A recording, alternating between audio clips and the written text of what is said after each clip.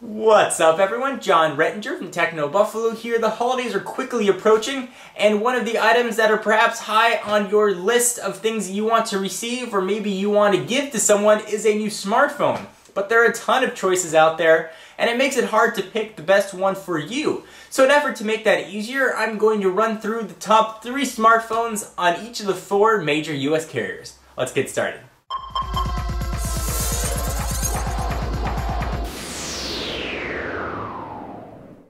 Every phone on this list is currently available, so you can walk into your local store and pick it up. And if you want more information on each phone, their link's going to be down below. So let's start with the big V, Verizon. That's my V. Is the Droid X is my #1 phone. It's one of my favorite phones I reviewed in 2010. It's 4.3-inch screen. It is perfect for those that don't need a full QWERTY keyboard but want a lot of screen real estate. It's rocking an 8-megapixel camera, and Android going to be a really solid choice. You're going to see Android permeate this list completely. The second phone is for the user who maybe does want a full QWERTY keyboard. It is the Droid Pro. It offers a traditional keyboard form factor with the keyboard below the screen, similar to what you'd find on a traditional Blackberry. Thing was lightning fast, not the best on battery life, so you may also want to include an external battery, but uses a mobile hotspot and really is one of the most solid Android offerings on the market. And the third is a variant you're going to see probably throughout this list as well, the Samsung Fascinate. This is the Galaxy S variant for Verizon. Super AMOLED screen, which is absolutely gorgeous. You really have to see it. It's got a 4-inch display. It's rocking a 1 GHz Hummingbird processor, which is screaming fast.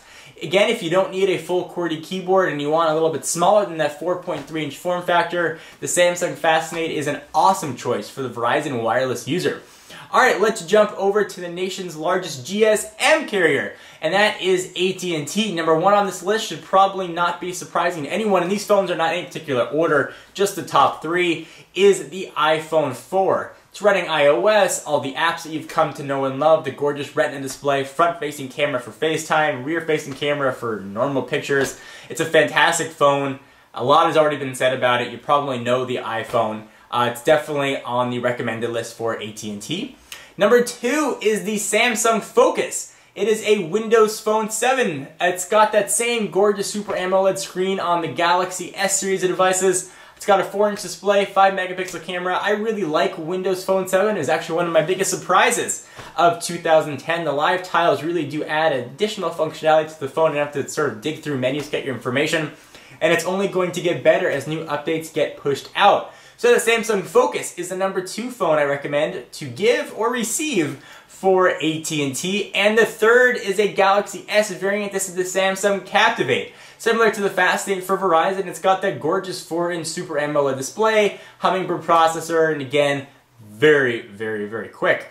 Let's go ahead and jump on over to Sprint. #1 is probably my favorite phone of 2010. It actually would be the phone that I would pick up if I wasn't on AT&T for my primary phone, and that is the Evo 4G. The 4G in that name being tremendous. It is a 4G phone using Sprint's and Clear's WiMAX networks. You're going to get blazing fast speeds. It's got a 4.3-inch screen, it's rocking Android, it's got a front-facing camera, reverse-facing camera, and really offers a very complete package. Evo 4G is one of the best phones available on the market.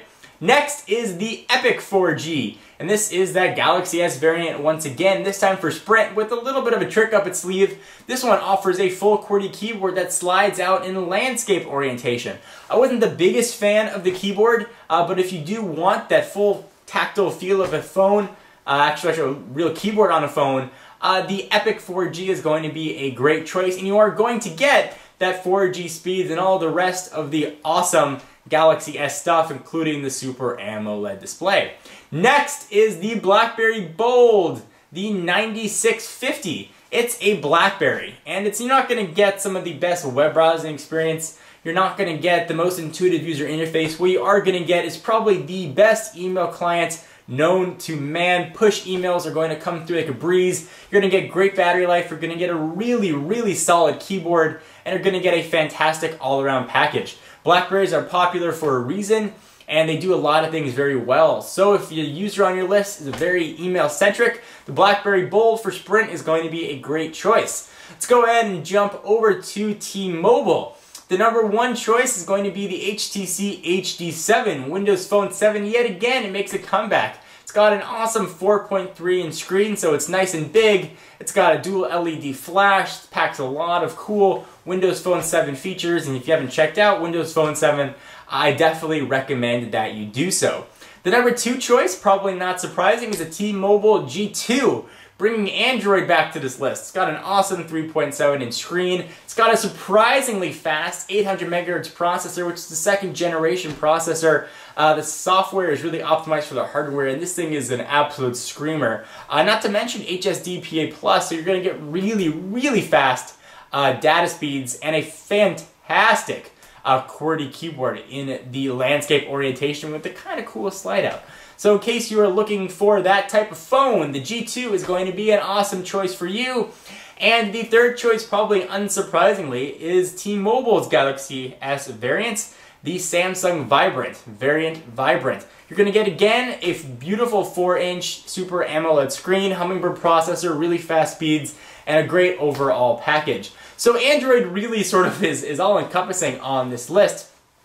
Do you guys think I left anything out? Is there sort of a phone that you think definitely belongs on the top 3 recommended list? In case you are looking for a phone for anyone, I hope that these recommendations really help you guys. Anyway, I'm John Rettinger from Techno Buffalo, and I'm going to see you in the next video. Bye-bye. And one of the items that perhaps are high on your list to get, or perhaps high to give out, is a